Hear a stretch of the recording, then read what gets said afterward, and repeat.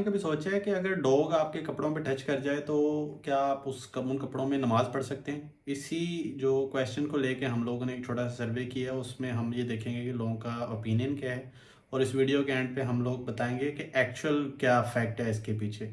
अगर आपको टच का हो जाए तो कपड़े नापाक हो जाते हैं। यार जहाँ तक मैंने सुना है कोई कमी पेशी माफ़ हो कि अगर कुत्ता खुश्क है ना तो वो अगर लग भी जाए तो आप नमाज़ पढ़ सकते हैं।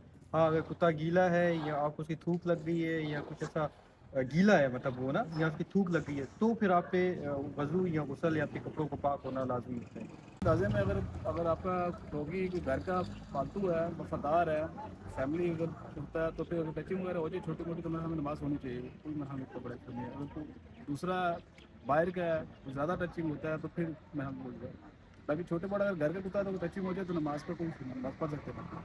ये जहाँ तक सुनी है, देखिए मेरा इसमें नहीं है, जहाँ तक मैंने सुना है उसके अंदर ये है कि अगर डॉग का लुआब यानी कि जो थूक होता है अगर वो आपको टच हो गया है, ठीक है, या आपके बर्तन को लग गया है तो उसको इस्लाम में ये है कि आप 7 दफ़ा उसको धोने का है ना, ठीक है, कि आप उसको रेत के साथ धोएं। क्यों?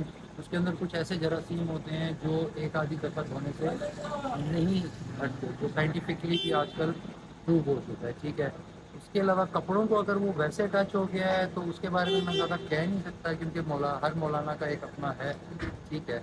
लेकिन ये है कि नापाक जानवर ही कहा गया है इसे, तो नमाज आपकी जो है, आपको ये है कि अगर टच हो गया है तो आपको अपनी सफाई दोबारा करनी चाहिए। ठीक है, फिर तो वो नमाज हो सकती है। अगर गंदे पानी से खेल कूद कर आया, अगर अपने कपड़ों में लग जाता है फिर नहीं होता। जैसे कि आप लोगों ने डिफरेंट ओपिनियन सुनी है, कुछ लोग कह रहे हैं जी अगर कुत्ता आपके कपड़ों को टच कर जाए तो आप नापाक हो जाते हैं, कुछ कहते हैं नहीं होते। तो इसकी हकीकत क्या है? अगर हम इसकी इस्लामिक पॉइंट ऑफ व्यू से देखें तो इसके मामले में कोई डायरेक्ट हदीस नहीं है जो सिर्फ कपड़ों के रिलेटेड हो, बट बर्तन के ऊपर इसकी हदीस हमें मिलती है कि अगर कुत्ता आपके बर्तन में खाना खा ले या लिक कर ले तो वो बर्तन जो है उसको आपका वॉश करना जो है बनता है, और उस बर्तन में जो खाना या पानी है उसको फेंकें और उस बर्तन को आप पहले मिट्टी से साफ़ करें, फिर 7 मरतबा जो है उसका वॉश करने का हुक्म है पानी के साथ। तो कपड़ों में अगर हम बात करें तो कपड़ों में भी अगर डॉग सूखा है, ड्राई है, फॉर एग्जांपल उसके ऊपर किसी तरह कोई पानी नहीं लगा हुआ या गीला नहीं है, उसने आपको लीक नहीं किया हुआ, तो आपको टच कर लेता है तो डेफिनेटली आप उसको उन्हीं कपड़ों में नमाज पढ़ सकते हैं, ठीक है। बट अगर आपको लगे कि डॉग अभी नहा के आया है या उसने अपने आप को लीक किया हुआ है, गीला है किसी वजह से, कोई स्टूल लगा हुआ है या कोई चीज़ लगी हुई है, तो डेफिनेटली उस सूरत हाल में आपको फिर अपने कपड़ों को पाक करने की ज़रूरत होती है। जैसे अगर हम कहें कि किसी एरिया में फॉर एग्जांपल उसने टच किया तो आपको ये नहीं कि सारे ही कपड़े पाक करने, तो आप उस एरिया को ही 7 मरतबा वॉश कर सकते हैं।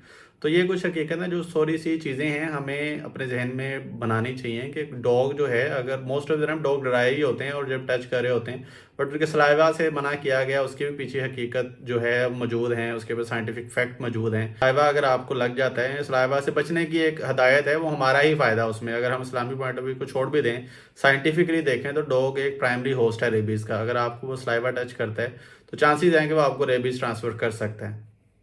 तो सलाइवा में अगर किसी तरह से टचिंग हुई है या सलाइवा आपके कपड़ों को, बर्तन को या टच कर गया, तो इसमें वॉश कर लेने में कोई हर्ज नहीं है। बट इस तरह डॉग को ये कहना कि जो आप डॉग तो आपके पास से भी गुजर गया है या आपके सामने से आपको जाते हुए थोड़ा लग गया तो जी मैं नापाक हो गया, तो इस तरह की चीज़ नहीं है। हमें इस तरह की चीज़ों को थोड़ा और एलेबोरेट करने की या समझने की ज़रूरत है।